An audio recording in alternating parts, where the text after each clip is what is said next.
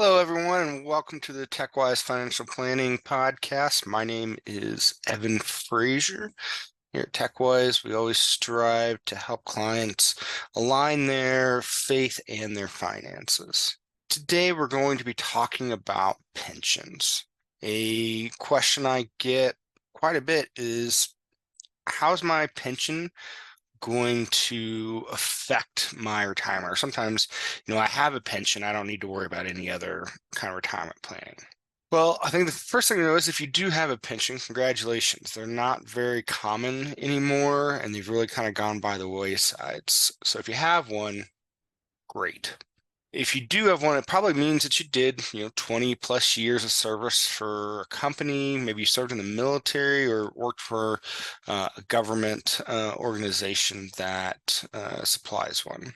So there's a few things that you need to understand and be aware of when we're talking about pensions. One is that there's going to be some risk associated with your pension. Now, if you have a pension from the U.S. government or a local municipality, the risk is pretty low as long as it's backed by the full taxing authority of the government or the municipality. However, if you're one of the 30 million Americans with a pension from a private company, you do need to worry about some of the risks associated with that. So one of the things the government did is set up the Pension Benefit Guaranty Corporation, or the PBGC, to address these risks. You can find the PBGC at pbgc.gov, or you can look in the show notes here on the YouTube to see that link.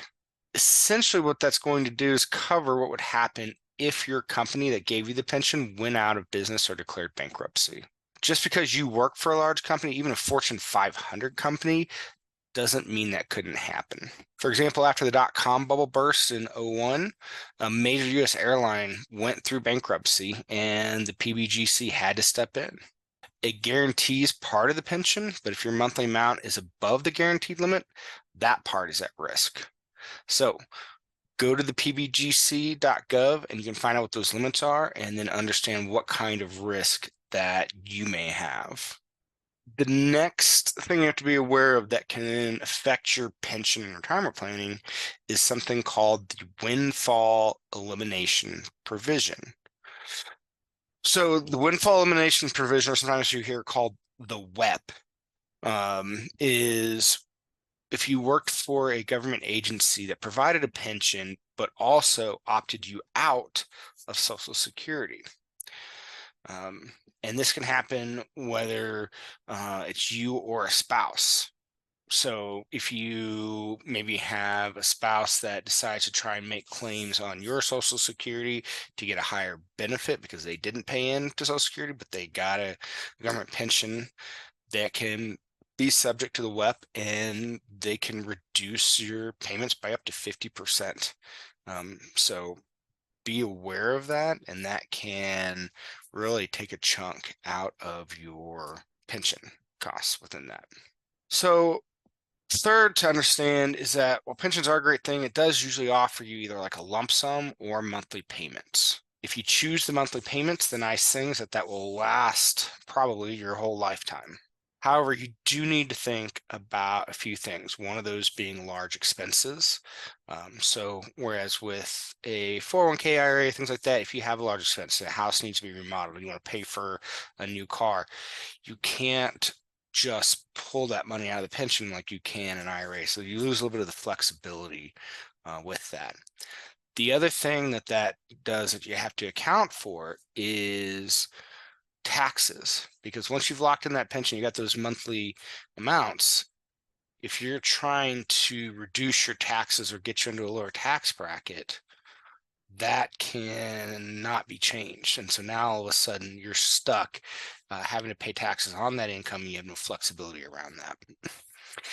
At the beginning of retirement, that's not as big of a deal. Where that usually, though, comes to bite people back is later in retirement when we start having to look at combine things like required minimum distributions from IRAs and things like that. And now all of a sudden, where you thought you were going to be in a much lower tax bracket, you can be bumped up, 24%, 28%, 32% tax brackets. And you're like, what in the world happened? I never paid this much in taxes when I was working. Well, the pension's just forcing you in that. It's making Social Security taxable.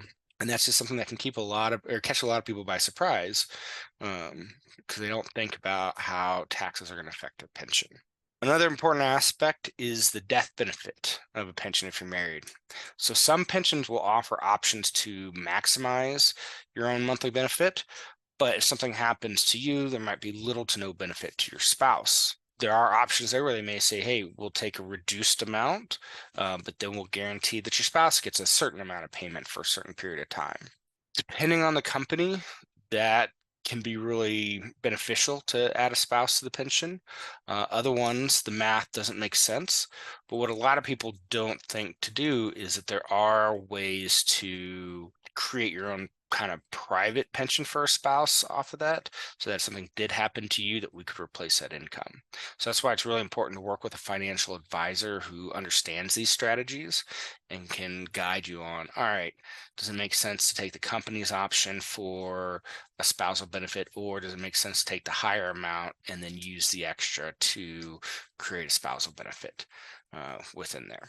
Another key point here is to also understand Medicare. So many people think that everyone pays the same for Medicare once you turn 65.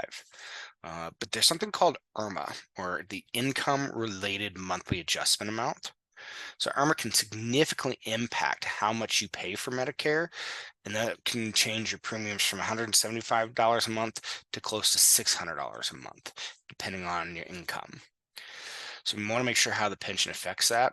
Something else to keep in mind with that is that right now, as the timing of this post, IRMA is for people over $250,000 in income.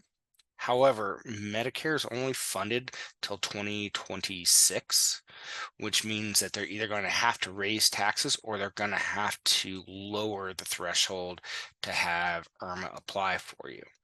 So while you may not be affected by IRMA today, there's a good likelihood that they're going to lower that limit, and having a pension could force you into that higher tax bracket.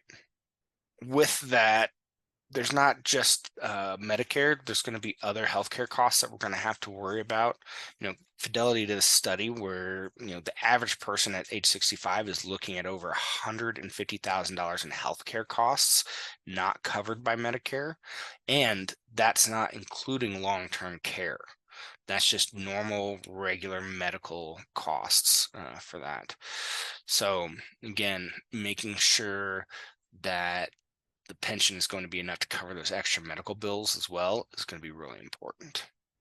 So to wrap up with that, having a pension can be a wonderful thing, but if you do not plan right with it, there's a lot of issues around taxes, spousal benefits, large expenses, healthcare costs. And so we want to make sure that we're maximizing our options for that. Well, I hope you guys have enjoyed today's talk on pension. Feel free to check out some of the other videos that we've had about Social Security and biblically responsible investing. If you are curious about learning some of the ways to maximize your pension as you get closer to retirement, feel free to set a time on my calendar. There'll be a link in the description with that. And look forward to talking with you all next week.